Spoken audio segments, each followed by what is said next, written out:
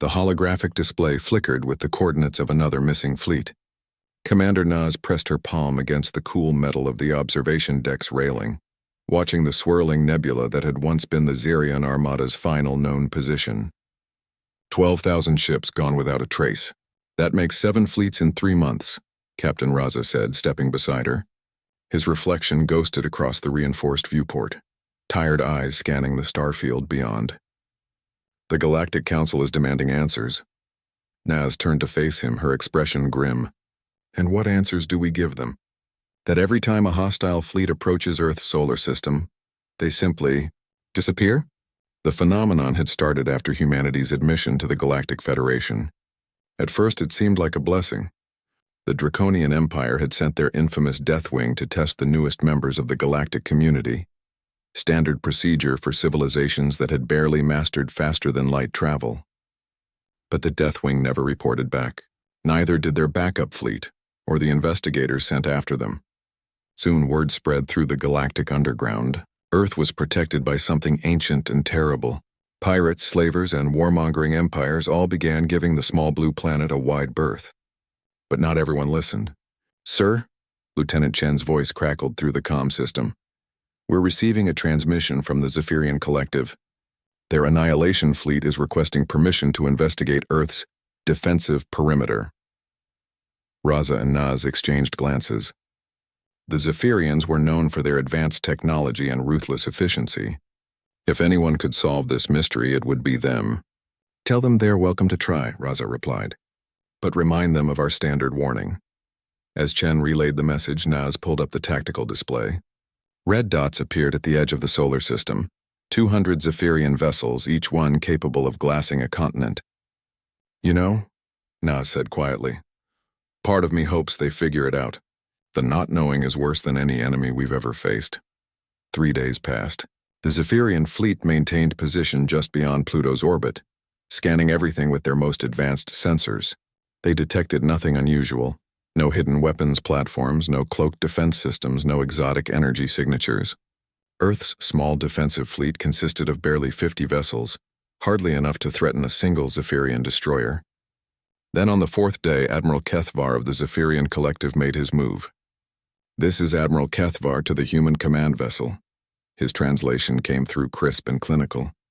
"We detect no defensive installations of any significance.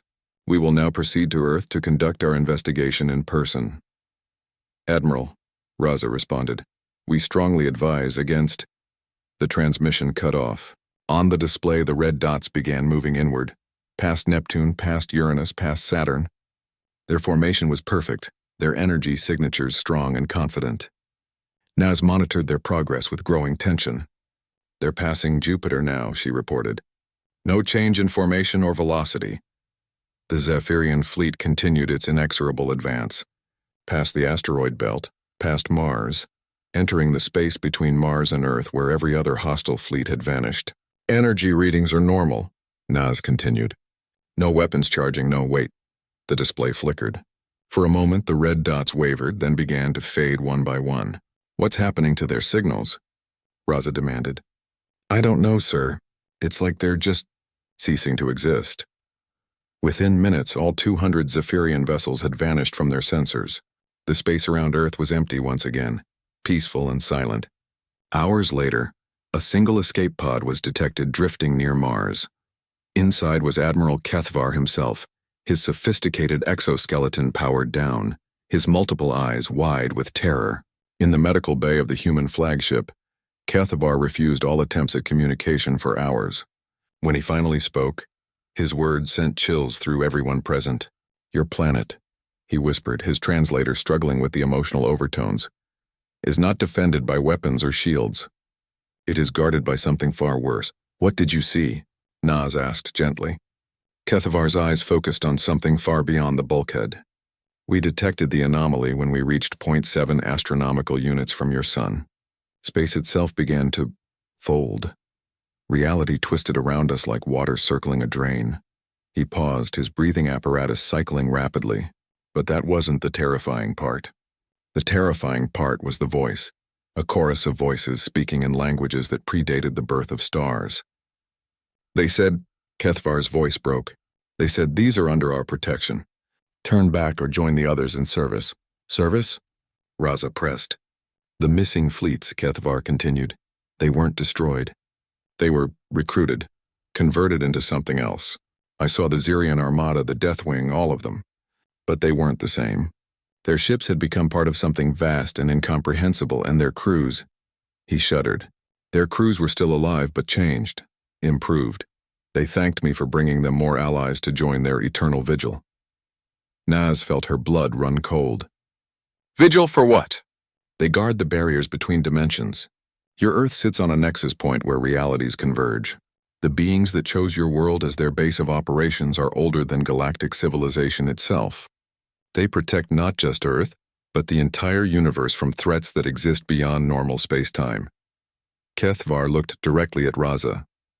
"Your species doesn't even know what defends you. But every hostile fleet that approaches doesn't disappear.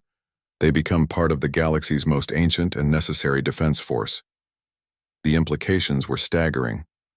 Humanity had been granted membership in the Galactic Federation, not because of their potential, but because they were already under the protection of beings that the galaxy's oldest civilizations only whispered about in myth. As Kethvar was led away to quarters, still muttering about the Watchers beyond the veil, Naz turned to Raza. "So that's why alien fleets keep vanishing near Earth," she said. "They're being conscripted by cosmic guardians we never knew existed." Raza nodded slowly. "And the galaxy thinks we're responsible for it. Should we tell them the truth?" Raza looked out at the stars where invisible protectors maintained their eternal watch. "Would you believe us if the roles were reversed?" In the depths of space beyond human perception, ancient minds continued their vigil. Earth remained safe, its guardians ever vigilant, and the missing fleet served a purpose greater than conquest. They defended reality itself.